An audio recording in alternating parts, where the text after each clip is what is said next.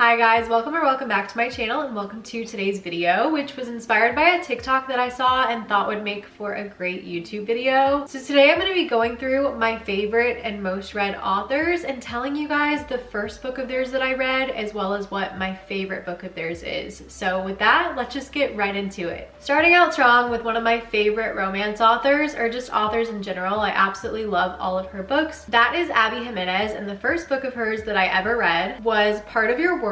This is the start to a trilogy by her. It is just called the Part of Your World series, and you don't absolutely have to read the books in any certain order, but it was recommended to me to read them in order to get the full experience, and I'm so glad I did, and I would recommend reading it that way to you guys. So Part of Your World starts off the trilogy. This book follows Alexis and Daniel, who have a chance encounter one night when Alexis is driving home. She ends up driving her car off into a ditch in the small town where Daniel just so happens to be from, and he ends up helping her out, and they have this immediate connection the first time they meet. And from there, they're kind of fighting between their head and their heart because they definitely have feelings for one another, but logically there's so many reasons why they feel it's not going to work between them or why they shouldn't be together. They are just opposites in so many ways. Alexis has always lived in the city. She has very high expectations placed upon her by her very wealthy family. They want her to live in a certain house, have a certain job, marry a certain kind of man, and Daniel doesn't really fit the description of what her parents want for her. Alexis is also a doctor, and she is a few years older than Daniel. So Daniel, on the other hand, lives in a very small town out in the country. He is a carpenter. He works with animals. He has a lot of land. He runs this quaint bed and breakfast. So they are just seemingly opposites. So it's very much an opposites attract kind of romance. And to be honest, this book was really hard for me to get into. I remember thinking after about 100 pages, I wasn't sure if Abby Jimenez was for me because she had just been so hyped up. I'd heard so many wonderful things about her books, and I just wasn't really fully enjoying it. It took me a while to get into. I think reason being is I wasn't a huge fan of Alexis's character. I was absolutely loving our male main character, Daniel, and I kind of felt like he deserved a little better than Alexis at parts. Just what she was giving or not giving to him, I feel like he deserved more. But after the first 100 pages, this book definitely took a turn for me, and I was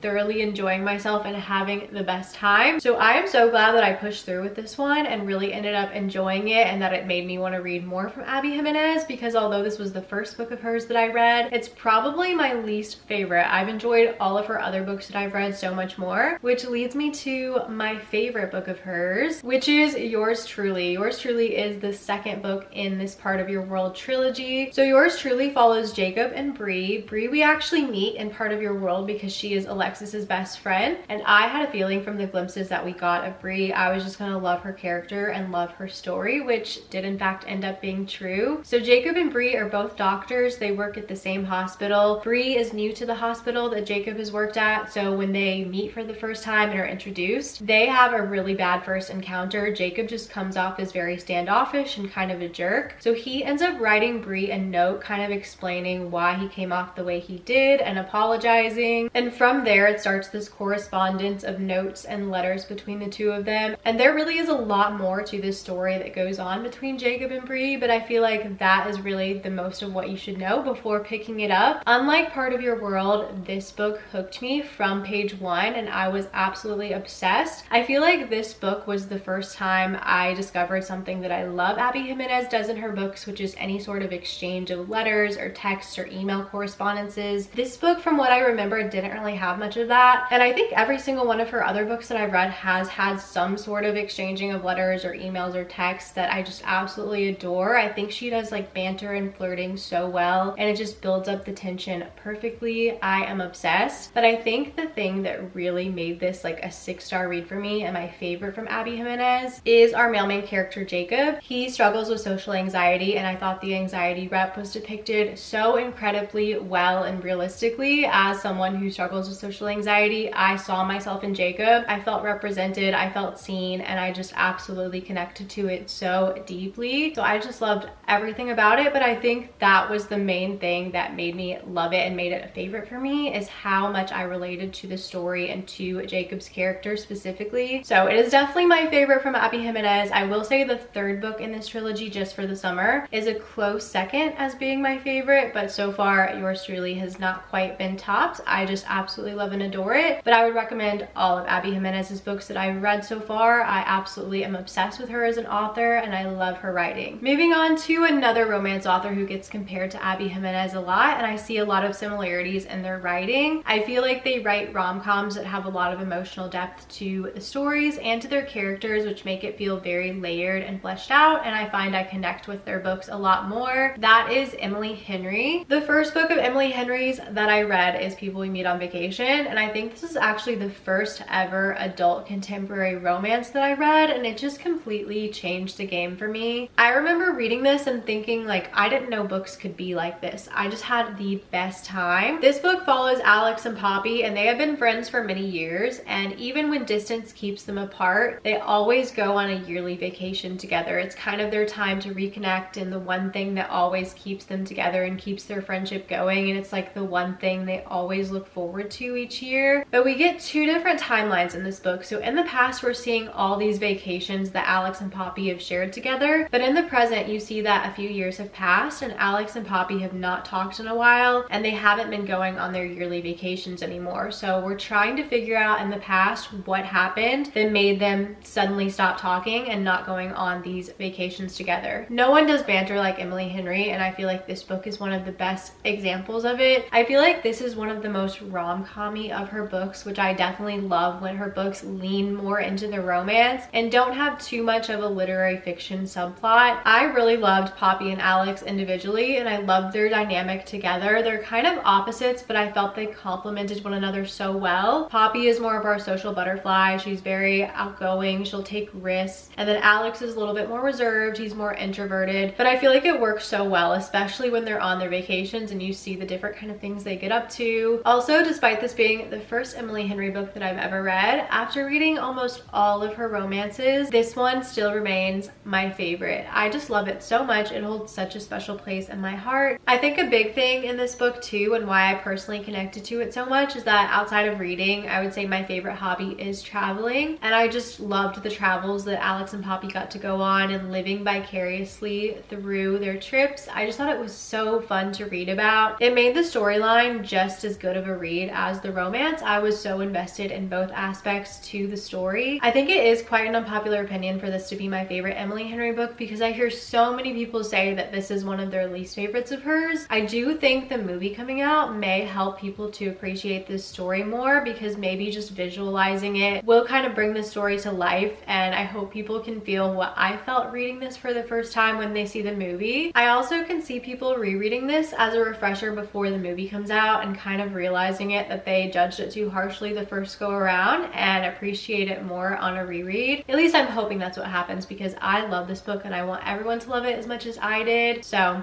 this one is my first and favorite of Emily Henry's. Moving into a rom-com author that I feel is just in a league of her own. She has such a unique voice and writing style when it comes to her books, and that is Hazelwood. And the first book of hers that I ever read, which is probably the first of hers that a lot of people read, is The Love Hypothesis. This book follows PhD candidate Olive and her professor, Dr. Adam Carlson, and Olive's best friend is wanting to date this guy that Olive had previously dated, but she doesn't want to break girl code. She feels kind of weird dating Olive's ex. So Olive is like, I promise I am over him. He's all yours. And to like extra prove that she has moved on from this other guy and her best friend is so fine to date him, she ends up fake dating Adam Carlson. So it is a fake dating trope and it follows their relationship from there. I remember this book being my introduction to spicy romance. I think it's like chapter 16 is the big chapter that everyone was talking about and building up, and it was supposed to be like the spiciest thing people had read, because at the time when people were getting back into reading, I feel like it was a big deal, and I remember being so like shocked but intrigued and enjoying it. It was such a fun time. Hazelwood often writes characters in like the science, technology, medicine field. She writes women in STEM romances, and this was her first, and it was so much fun. I really enjoyed this one a lot. Definitely made me want to read more from her, and there actually is a movie coming out, which I think the casting is so good, so I can't wait for that. But this is actually not my favorite of hers. My favorite Hazelwood book is Love on the Brain. I think this is her next release after The Love Hypothesis, and I remember hearing the synopsis and thinking it sounded so similar to The Love Hypothesis, so I was kind of scared it would be like copy paste, but I do not think it was copy paste at all. It felt like it had the things I loved about The Love Hypothesis, but in a whole new story that was one of its own, very original. Love on the Brain follows Bea and Levi, who were in grad school together, and they had a lab together where they just didn't get along. They are under the impression that they don't like one another, so this kind of secret rivalry ensues, and they end up both getting hired on by NASA to work on the same project, and there the rivalry is seeming to continue because all these bad things start happening to Bea. A lot of her work is sabotaged, so she thinks Levi is to blame, and I don't know what it was about this one. I feel like I just noticed an improvement in Ali Hazelwood's writing. Not that the writing was bad at all in The Love Hypothesis, but I feel like my one critique of this book and why it wasn't a 5-star is I felt like certain things in the book weren't completely fleshed out to the fullest extent. The main thing being the side characters, and in Love on the Brain, the side characters played a little bit bigger of a role, and I noticed a huge improvement in them having more depth and layers, and I did feel like it just added a lot more to the story. And I just had such a fun time with this one. It had everything that I look for in a rom-com. I thought the pacing was perfect, the tension was perfect. I loved Bea and Levi's dynamic. They were just the perfect grumpy sunshine, even though that's not a trope that I love. I don't know, the way Ali Hazelwood writes it feels realistic and I still enjoy it. It's just so cute to me and I eat it up every single time. I love her women in STEM romances, but Love on the Brain is definitely my favorite of hers. Switching gears from rom-coms to talk about some historical fiction and a very popular author, that is Taylor Jenkins Reid. Taylor Jenkins Reid has some backlist books that I feel are more different from her newest releases. Lately, she's been putting out books that take place in the same universe, and they're all historical fiction books following different fictional famous people. And the first book of hers that I read is The 7 Husbands of Evelyn Hugo. I remember all the way back during the pandemic when people were getting back into reading and book talk was becoming a big thing. This book was unavoidable. This was one of the books that everyone was talking about nonstop. I felt like I was the last person on earth to read it, and I was just hearing the best things. There was so much hype, so I could not wait to pick it up. And in this book, we follow our main character, Evelyn Hugo. She is a fictional Hollywood actress, and we see her rise to fame all the way back in the 1950s and a lot of the things that she had to deal with as an actress back during that time in Hollywood and the film industry. And we also see that she had 7 different husbands, 7 different marriages for 7 very different reasons, and we're learning why. We're kind of exploring all of her relationships. And in the present, we do have Evelyn as an older woman who is recounting the story of her past in Hollywood to this lesser known journalist. And it's kind of this suspenseful subplot of why is Evelyn sharing her story with this smaller journalist when there were plenty of bigger names who wanted the chance to tell her story. I definitely enjoyed this book a lot, but I do think the hype got to me and I just went in with the highest of expectations. And I think a big thing for me, the reason this wasn't like a perfect 5 stars to me, is the big reveal in this book did get spoiled for me. So I think I would have enjoyed it so much more and it would have had a bigger impact on me had I not known those things beforehand. But I think I just waited too long to read it. I feel like by the time I picked it up, some of the hype had died down, but almost everyone else had read it already. So people felt more free to talk about spoilers. So unfortunately it did get ruined for me a little bit, but I still do really love this book. I actually gave it to my mom and she recently read it and absolutely loved it, which leads me to my favorite book of Taylor Jenkins Reid, which I do not have physically with me because I also gave it to my mom. She is making her way through TJR's books too and loving them just as much as I am. But my favorite book of hers is Carrie Soto is Back. Carrie Soto is a fictional tennis player. That book does take place in the same universe where Evelyn Hugo exists. There is kind of an unofficial reading order to her books, but generally they all take place in the same world and there's kind of different characters name dropped and mentioned throughout all of her books. So Carrie Soto is one of her more recent releases in this historical fiction universe. And Carrie Soto has retired from tennis. She holds all these titles and records, but now there is an up-and-coming tennis player who is about to break all of Carrie's records. So Carrie decides to come out of retirement and reclaim her title as best tennis player in the world. And I did not think I would love a book about tennis as much as I loved this book. It was just so good to me. Even the actual tennis match parts, I could have had them be like 100 pages long because the way Taylor Jenkins Reid wrote them, I was hooked. I was hanging on to every word. I needed to know how the match was going to go, who was going to win, what was going to happen. It was just so intense. But mainly I would say the focus of the book is on Carrie as a character and her growth and her development. It touches a lot on her relationship with her dad, who ends up being her coach, and I just thought it was so incredible. I've not yet read Atmosphere by Taylor Jenkins Reid, which is kind of like the next book in this universe and the latest in this series, so need to read that one as well. I feel like there's a chance that that one might become my new favorite based on the things that I've heard about it, but so far Carrie Soto is my favorite of Taylor Jenkins Reid.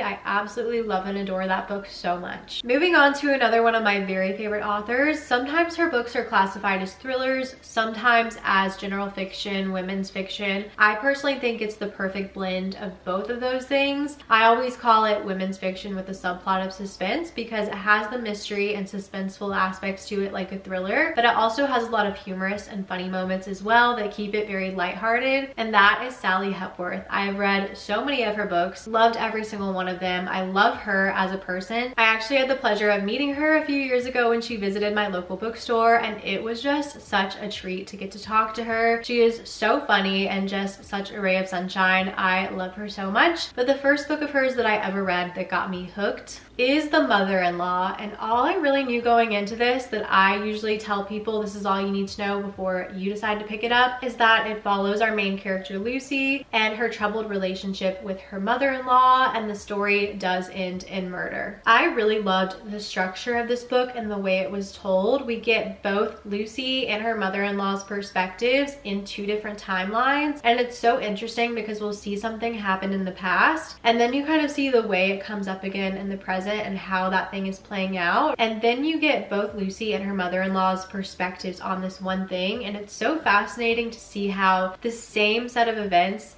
can have two totally different perspectives. Like, they see things so completely differently. I just found the dynamic so fascinating, and this book just kept me so gripped. I feel like if you're looking to get into Sally Hepworth, this would be a great place to start. But my favorite book of Sally Hepworth's actually is The Good Sister. In The Good Sister, we follow twin sisters, Fern and Rose, and we do get past and present timelines of their lives. We do see that Fern would often get in trouble a lot, and Rose would cover for her, take the blame, protect her sister Fern. And then in the present, we see that Rose is trying to have a baby, but she is struggling with fertility issues. So Fern decides, as a way to repay her sister Rose for all the years of kindness that she showed her when they were children, she is going to have a baby for her. And that's all you need to know going in. Oh my gosh, I love this so much. This book has one of my favorite characters that I've ever read about, which is Fern's character. She is a neurodivergent character, and I thought it was depicted so well. It felt so realistic. I loved reading about her. She is so unapologetically herself, just so authentic. The humor that she brought to the story in moments of darkness and more heavy topics was just such a breath of fresh air. And this book also just kept me hooked. I loved it so much. Love everything by Sally Hepworth. I would say these two are probably my two favorites of hers. The Good Sister I enjoyed a little more, but The Mother-in-Law is a great place to start. In a very similar vein, I want to talk about another women's fiction slash thriller author, kind of combines the two genres perfectly, I think. That is Liane Moriarty. She is a very popular, well-known author. She's written many books that are becoming TV series or already have become TV series, and the first book of hers that I ever read was 9 Perfect Strangers, and this book follows, like the title says, 9 strangers coming to this health resort, all for very different reasons. One character is coming because they're struggling with grief, one might be looking to lose weight and improve their health and fitness, one might be in a troubled marriage and is looking for couples counseling. They're all there for very different reasons, looking to get help at this health resort. And you kind of find that the owner of the resort has some very unconventional methods in treating all these people who have come to stay. I was really impressed with the writing style of this book, and specifically the characterization. I think for having 9 characters, it is such an accomplishment to not get any of them confused. They were all written so well and so distinctly from one another. I could instantly pick out who we were following without even having to have a name, because they all had such unique issues, such unique personalities. I was so impressed by that part of the book. I will say once we kind of found out what was going on at the resort, to me it was pretty obvious, so there wasn't really this big shock factor like I was hoping there would be out of this book. And I do think the ending was pretty dragged out and it was just very long, but I was so impressed by the way the characters were written and it made me want to read more from Liane Moriarty. I have read quite a few of her books now, all of which I have enjoyed, but my very favorite of hers is actually her most popular, well-known book. I'm sure you've heard of it. It is Big Little Lies. Big Little Lies follows 3 women, Celeste, Jane, and Madeline. And the way they all come together and connect is that they each have children that attend the same school. And as far as the storyline goes, it's alluding to something very bad that happened at this fundraiser night at the school. And we're trying to figure out what happened through these women's lives and perspectives. It flips every chapter who we're following. And we kind of get a day-to-day look at what these women are going through personally as well. And I just found each of the women's perspectives to be so fascinating. There are lots of different topics touched on in this book that were handled in such a good way. I just loved the way Liane Moriarty wrote these characters and their struggles. It felt so realistic, and I also feel like it brought about new conversation to different things that made me feel so empathetic for these women and some of the things that they were going through. And as far as the storyline goes and the big reveal, I honestly was having such a good time with the characters. I wasn't really needing there to be this big shock factor, but there was in fact a crazy shock factor to this book that I never saw coming. So I really enjoyed all aspects to this book, which definitely make it my favorite of Liane Moriarty's. Also, all of her books I've listened to on audio because she is Australian. All of her books are set in Australia, so the narrator has an Australian accent that I think really brings it to life and really makes me feel immersed in the story, so I would recommend all of her books on audio. I want to end off the video with thrillers, and one of my favorite thriller authors is Riley Sager. He is an auto-buy author for me. I've read almost all of his books. I feel like a lot of times in thrillers the focus is always on like the plot and the storyline and the pacing and having all these crazy twists and turns, and oftentimes the characters in the books are just like an afterthought. But what I really love about Riley Sager and his books, and what I feel is different from other thriller authors, is that his characters feel just as well developed as his storylines do, and I feel like they all have very unique premises, so I just love him and his books so much. And the first book of his that I ever picked up is Lock Every Door, and in this book we follow our main character Jules, who ends up getting this apartment sitting job at this very infamous apartment building in New York City called the Bartholomew. And there's lots of dark, mysterious stories surrounding the Bartholomew and just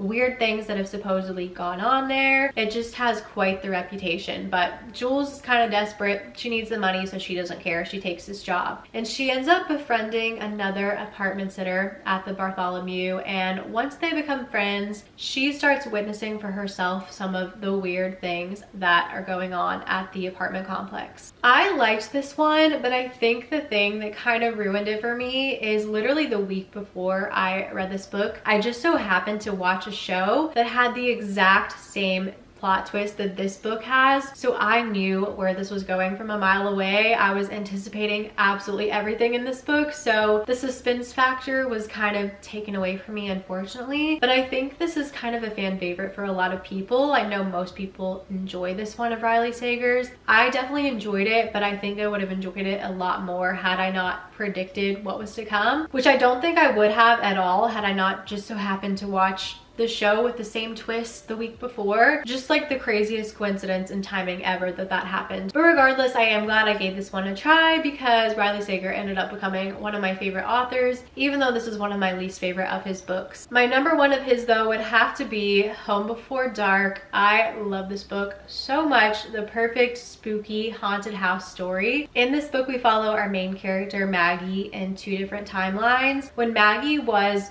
basically just a baby, she was very young, she and her parents lived in this house, and they ended up having to escape because supposedly very weird things happened in the house and it was haunted. And her father actually is now a very well-known famous author because he wrote this book about the things that happened when they lived in the house, and it's very widely debated if this book is real or not, if the house actually was haunted. People have very mixed reviews about Maggie's family, especially her father and his book. So now in the present day timeline, Maggie's father has actually passed away. They still somehow own this haunted house, and Maggie's father has left it to Maggie, so Maggie now needs to go to the house, clean it out, get it ready to sell. So our present day timeline ends up being Maggie while she's actually in the house and trying to see if weird things actually happen there, if it is haunted or not. And then the past timeline is actual chapters from the book that the dad wrote, which I thought was just such a fascinating way to tell this story. This is just one of the eeriest, spookiest books I've ever read in the best way. I just so happened to read this book when I was like home alone for an extended period of time when my husband was away, and I was getting so creeped out. Any noise that I heard, any like creak the house would make, I was constantly looking over my shoulder. I was so genuinely scared while reading this, but in the best way. It's like when you're watching a scary movie and it's like fun to get scared. That's how reading this book was. So could not recommend this one enough, especially with spooky season coming up. This is perfect to read around that time of year. So those are all the authors and books I had to talk about today. Let me know if you guys want me to make this a series. I would love to talk about more authors and my first and favorite books of theirs. Comment down below if you've read books from these authors, what your first and favorite books of theirs are. And if you did enjoy watching, please give this video a thumbs up. And if you're not already subscribed to my channel, I would love to have you guys here by hitting the red button to stick around. Thank you all so much for watching, and I'll see you so soon in my next video.